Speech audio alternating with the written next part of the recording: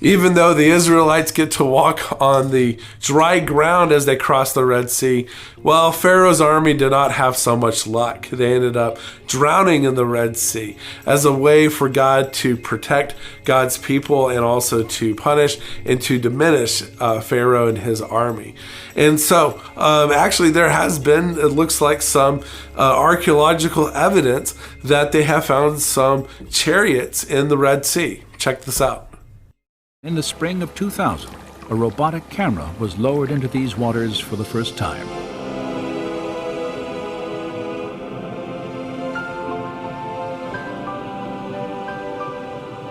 This has never been done.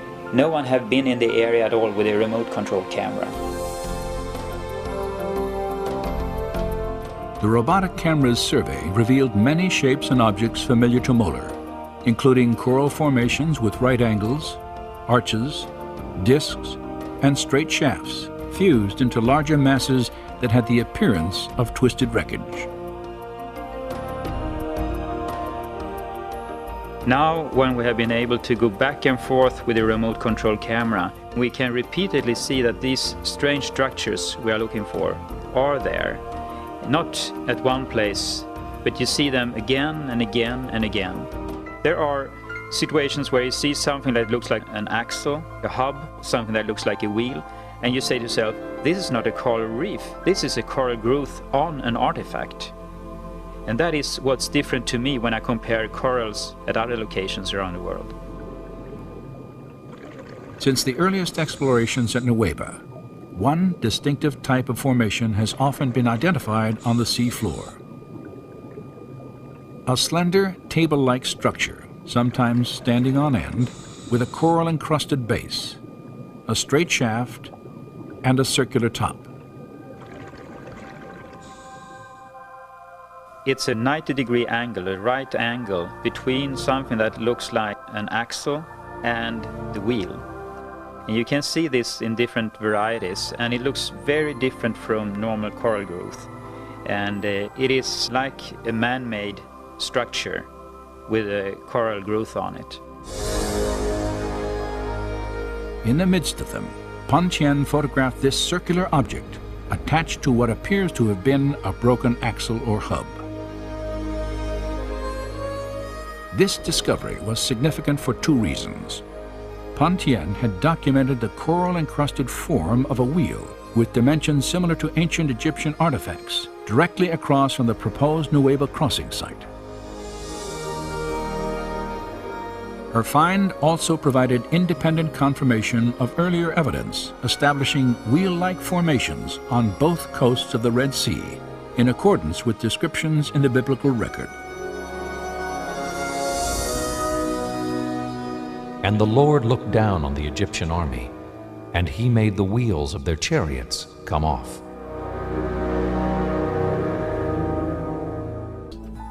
The chariot wheel with 6 spokes was the most widely used by the Egyptians. Egyptian chariots were known to use metal hubs in the center of the wheels. Using metal detectors, divers have found metal in the raised hubs that are now covered in coral. Horse remains have also been found here, such as this shrunken hoof. Horses are not in the Sinai Peninsula today. Human remains have also been found, such as this coral-covered femur bone on the right. Lab tests confirmed that it is in fact bone. Other bones have also been found. A cross-section reveals the bone inside the coral. The premier find here at the crossing site is this gold veneer that was left behind from a 4-spoke chariot wheel. The Bible tells us there were 600 choice chariots used in the chase of the children of Israel. This artifact was left behind at a depth of 200 feet. Since specialized equipment would be necessary to raise it to the surface, today it is still in the location where it was found. By confirming the location of the Red Sea crossing, one is then able to conclude without a doubt the Lord demonstrated to his people that he would be their protector and deliverer in times of trouble. In the book of Malachi, chapter 3 and verse 6, "For I am the Lord Yahweh, I change not. Therefore, ye sons of Jacob are not consumed. Barakatah Yahweh, Barakatah Yahweh Shai, call Halal Yahweh Bashem Shah by Shem Hakadash, and double honors to the apostles and elders of Great Millstone that taught me this truth, and much respect to the Yakim out there laboring in his work, and also to the believers scattered across the four corners of the earth, the whole elect of the USA. Shalom. Malachi 3:6 again, for I am the Lord Yahweh, I change not. Therefore, ye sons of Jacob are not consumed. And we, the Israelites, just happen to find ourselves in the same predicament as ancient Egypt, being oppressed by our enemies, forced to work hard labor for minimum wages, just being the shit of the earth, basically. And what this has shown is that the Lord's word is true, and his power is pretty much shown through making things repeat themselves. And understanding that, then you should understand that the Lord is not going to let Esau rule forever. So Ecclesiastes 1 and verse 9, the thing that hath been, it is that which shall be. See, so what has been? The ancient Egyptian empire, us being oppressed by the Egyptians. So that is which shall be, and that is now. And it says, and that which is done is that which shall be done. So what was done? All right, we were delivered from the ancient Egyptians. So again, and that which is done, it is that which shall be done. So we're going to be delivered from modern day Egypt. And there is no new thing under the sun. You see? And to the right in the NLT, it says history merely repeats itself. It has all been done before. Nothing under the sun is truly new. Okay? So when you look at Esau and what he's doing, this man's status is lifted up into the clouds to the point where he thinks that he is the Most High. There's never been a more rebellious nation on this earth other than Esau, who was pretty much encompassed the whole earth with wickedness. Starting right here in Babylon the Great, which is modern day Egypt, by the way, that has spread this pollution across the four corners of the earth. And this man was simply raised up to be rebellious against the Most High, just so he can show his power, just like he did in ancient Egypt. Okay, so Esau, at the end of the day, man, he's going to fulfill his tab of wickedness just so the Lord can repay him back, his just due. So Romans 9 and verse 17, this chapter is speaking about Esau and Jacob. In verse 13, as you should know, verse 17, for the scripture saith unto Pharaoh, even for the same purpose have I raised thee up, that I may show my power in thee, and that my name might be declared throughout all the earth. Okay, that my name might be declared throughout all the earth. So this man is lifted up above the clouds, just like ancient Pharaoh, just so the Lord can bring him down to the ground. You see? So this man's power is not of himself, but it is of Yahweh Bashem Shah to glorify his own name. And going back into the time of, or after ancient Egypt, okay, the Lord's name spread abroad. Okay, so this is Joshua the 9th chapter in verse 9. And this is pretty much some Gentiles coming up to the Israelites, speaking to Joshua, after hearing about the fame of the Lord. Okay.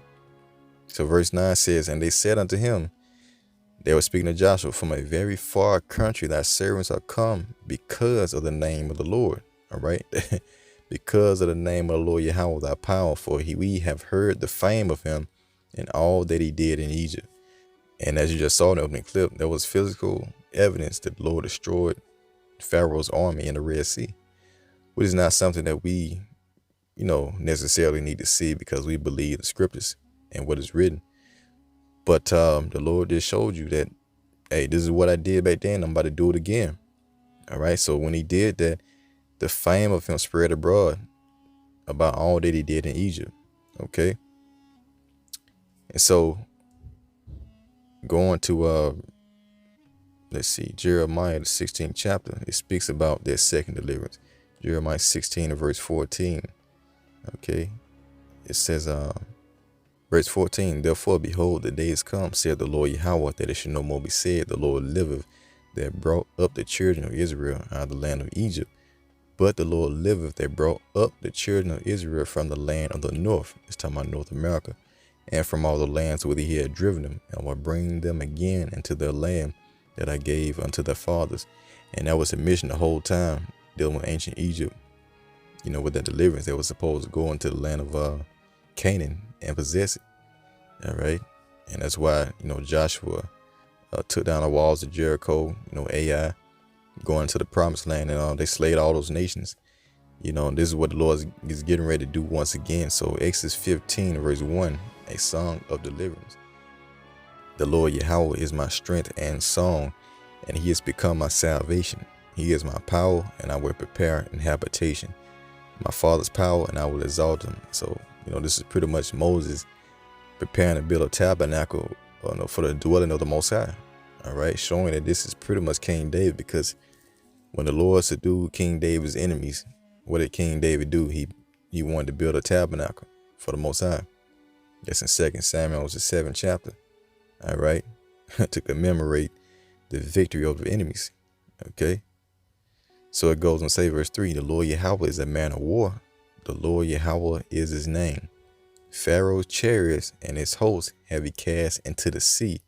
His chosen captains are drowned in the Red Sea. And a lot of these scriptures are spiritual, and you can relate them unto now. That's why Romans 15:4 says, whatever things are written aforetime, and they were written for our learning. Okay. And also Ecclesiastes 1:9, the thing that have been, it is that which shall be. And there's no new thing under the sun. So when you're looking at ancient Pharaoh and how him and his chariots were cast into the Red Sea, all right, with this Red Sea was going to be symbolic for modern day Pharaoh, which is Esau and his military, right hand Babylon the Great. So when you fast forward into Revelations, the 15th chapter, before we even get there, let's go to Revelations, the 19th chapter, and verse 20. Now this is speaking about, we just read it real quick. It says, and the beast was taken. This is at the destruction of America. All right. And the beast was taken, and with him the false prophet, the Roman Catholic Church, that wrought miracles before him, with which he deceived them that had received the mark of the beast, right, the chip, and them that worship his image, his philosophies. These both were cast alive into the lake of fire, burning with brimstone. All right. It's going to be a lake of fire burning with brimstone, and that's going to be America at the destruction in World War III by thermonuclear missiles. So right at that destruction, okay, we're going to be called up into the air. Okay, right before the destruction, we're going to be called up into the chariots. All right, and then we're going to be watching down outside of the firmament, okay, at the destruction, and it's going to look like a lake of fire. So Revelation 15:1, it said, and I saw another sign in heaven, great and marvelous, 7 angels having the 7 last plagues. It's talking about the missiles. For in them is filled up the wrath of Yahweh Ba'ashem Yahushua. And I saw, as it were, a sea of glass mingled with fire. So when he was caught up above the firmament, all right, he was looking down in the firmament, and it was looking like a sea of glass mingled with fire. All right, matter of fact, let's go to Genesis real quick.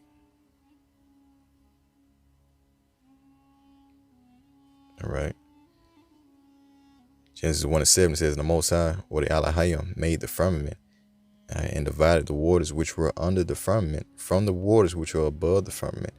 And it was so. So you got waters up there in the firmament, and we were looking down into it. So let's see what other kind of definition they got. Okay. Strong's definition. It says the firmament, or apparently visible arc of the sky. All right, visible arc of the sky. Let's get something real quick.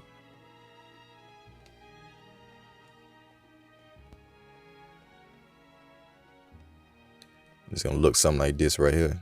All right. The upper layer is a firmament where, let me find a better pic. That's where water is held at. All right. So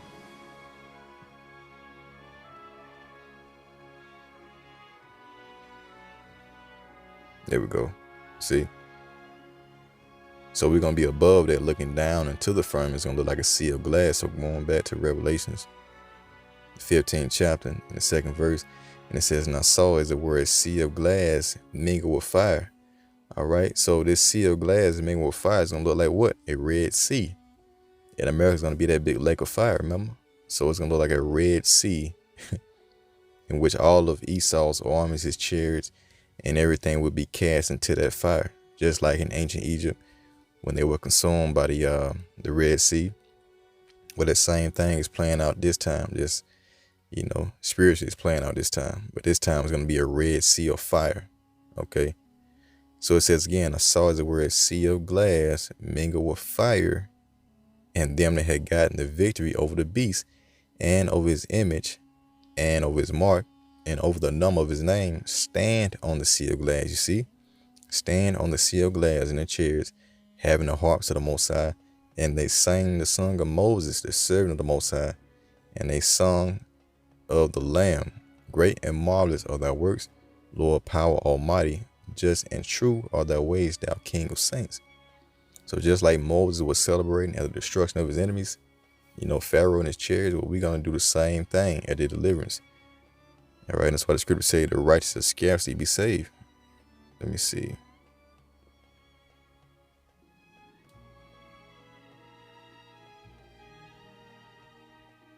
1 Peter 4:18, right? And if the righteous scarcely be saved, where shall the ungodly and the sinner appear? All right, they're going to be in hell, man. All right, hell on earth. And we're singing this song right now, but once we are delivered, then we're going to celebrate the destruction of our enemies. So Psalms 98 and verse 1 says, "Oh, sing unto the Lord Yahweh by Shemal Shah a new song." You see, for he have done marvelous things. Yeah, we've awakened from the dead, all right? And we've come to life, man. It says his right hand, which is Yahweh Shai, and his holy arm have gotten him the victory. See, the Lord Yahweh have made known his salvation. His righteousness have he openly showed in the sight of the heathen. He have remembered his mercy and his truth towards the house of Israel. All the ends of the earth have seen the salvation of our power. And this is pretty much future tense, man. All right. It says the whole earth, all the ends of the earth have seen the salvation of our power. So they're going to see us get beamed up into these chariots. Speaking about the elect. All right. And they're going to know in that day there was Yahweh by Shemal Shai that did it. Okay. So verse 4 says, "Make a joyful noise unto the Lord, all the earth, make a loud noise and rejoice and sing praise. Sing unto the Lord with the harp and the voice of the psalm, with trumpets and the sound of cornet, and make a joyful noise before the Lord, the King. Let the sea roar and the fullness thereof, the water and all that dwell therein, and let the floods clap their hands, let the hills be joyful together before the Lord, for he cometh to judge the earth. With righteousness shall he judge the world and the people with equity," man. So yeah, I just want to bring that out real quick. Lord willing, you will edify. Till next time I say Shalom. In DTA, Nababa Ball, soon.